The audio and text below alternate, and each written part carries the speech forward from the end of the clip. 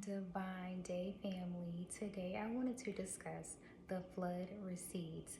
In Genesis 8 1 through 22, it states, "But Yahweh remembered Noah and all the wild animals and livestock with him in the boat.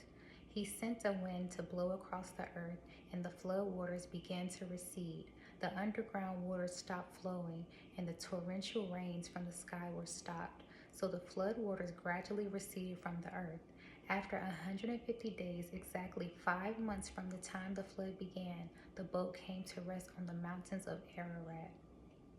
2.5 months later, as the waters continued to go down, other mountain peaks became visible. After another 40 days, Noah opened the window he had made in the boat and released a raven. The bird flew back and forth until the flood waters on earth had dried up. He also released a dove to see if the waters had receded and it could go find dry ground.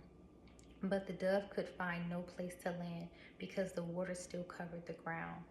So it returned to the boat, and Noah held out his hand and drew the dove back inside. After waiting another 7 days, Noah released the dove again.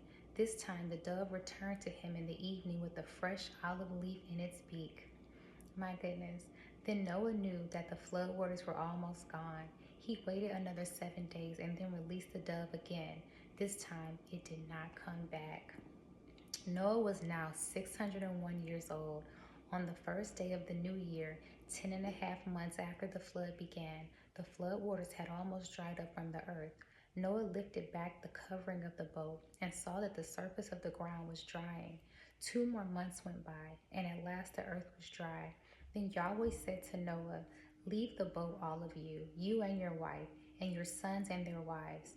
Release all the animals, the birds, the livestock, and the small animals that scurry along the ground, so they can be fruitful and multiply throughout the earth."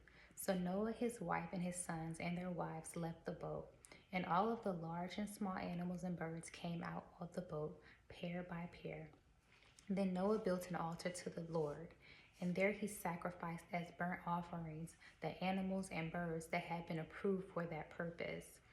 And the Lord was pleased with the aroma of the sacrifice and said to himself, "I will never again curse the ground because of the human race, even though everything they think or imagine is bent toward evil from childhood. I will never again destroy all living things. As long as the earth remains, there will be planting and harvest, cold and heat, summer and winter, day and night." My goodness. I love you and Yahweh loves you. And this is a message from Akerasdivinedevotion.